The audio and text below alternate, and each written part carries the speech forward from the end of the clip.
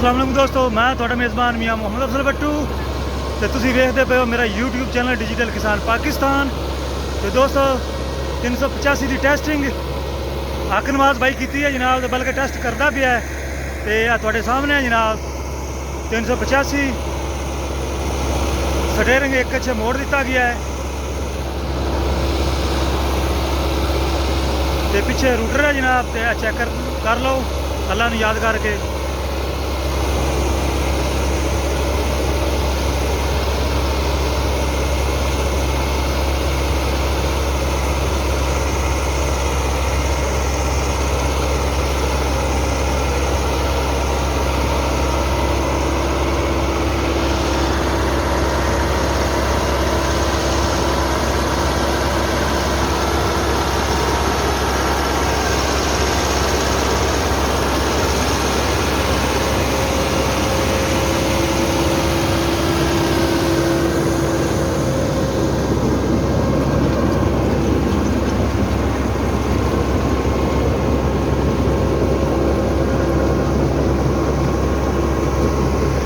दोस्तों जो संगल कसे हुए हैं ना, वो वजह ना इसकी लैंडमेंट पिछले जो रूटर है वो खराब नहीं होंगी पई, तो बिल्कुल सीधा ही चलता पिया है। इस वास्ते कोई भी ट्रैक्टर होवे वो जो संगल लगे ने वो लाजमी टाइट कर दिते जावन दोनों साइडों से, ताकि ट्रैक्टर सज्जे खब्बे मोड़ कटे तो किसी किस्म का प्रॉब्लम ना आवे।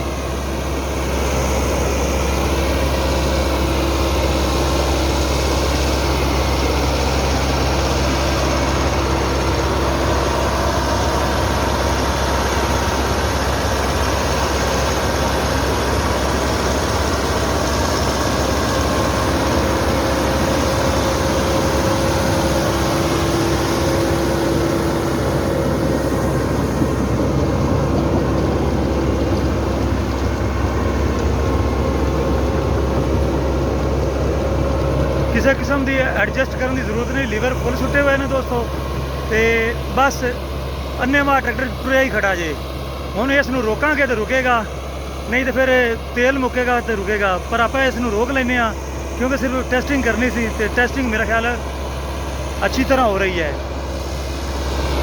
तो हक नवाज भाई को रिक्वेस्ट करने भी इस काबू करके थले तो लीवर तुहानूं दिखा लीए।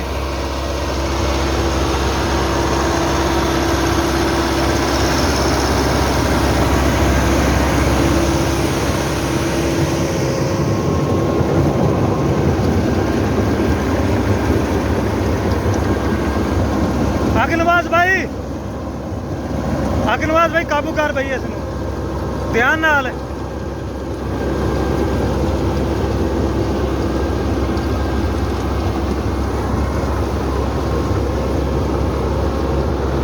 भी दोस्तों टेस्टिंग गोल चक्कर से मुकम्मल हो गई, तो हुण जनाब एक फेरा उतू लिया है, तो फिर अस बिलर्स के पिछे पाने 60 कट्टर वाला उसकी टेस्टिंग मुकम्मल करने।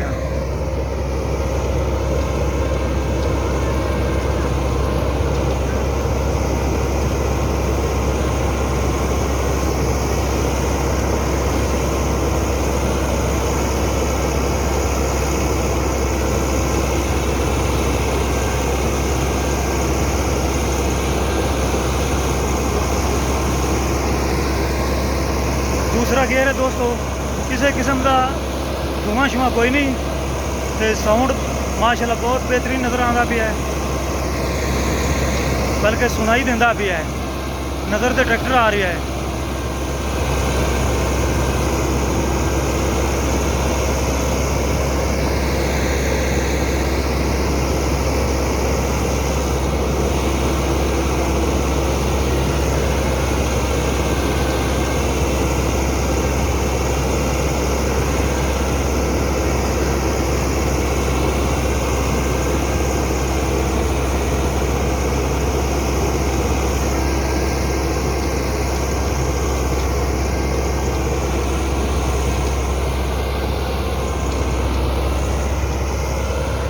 अगे खब्बे साइड थी तो उन्होंने जनाब ने सज्जी साइड से इसका मुड़ कटिया है,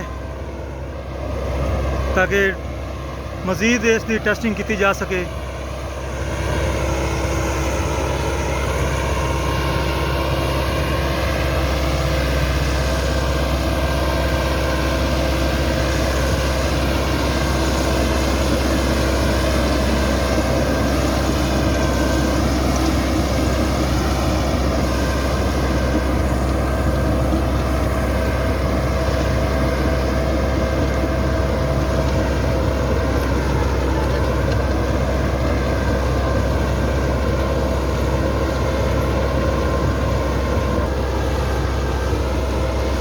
दोस्तों 385 मेड इन पाकिस्तान ਤੇ ਇਸ ਦੀ ਹੋ ਗਈ ਟੈਸਟਿੰਗ ਮੁਕੰਮਲ ਦੋਸਤੋ ਰੂਟਾਵੇਟਰ ਤੇ ਮਜ਼ੀਦ ਚੀਜ਼ਲ ਤੇ ਹਾਲਤ ਇਸ ਦੀ ਡੀਜ਼ਲ ਦੀ ਪਰਫਾਰਮੈਂਸ ਵੀ ਦੱਸਾਂਗੇ ਆਪਣੇ ਦੋਸਤਾਂ ਨੂੰ ਵੀ ਇਹ ਕਿੰਨਾ ਇੱਕ ਕਿੱਲੇ ਤੇ ਪੀਂਦਾ ਹੈ ਤਾਂ ਕਿ ਸਾਰੇ ਦੋਸਤਾਂ ਦੀ ਗਲਤਫਹਿਮੀ ਦੂਰ ਹੋ ਜਾਵੇ।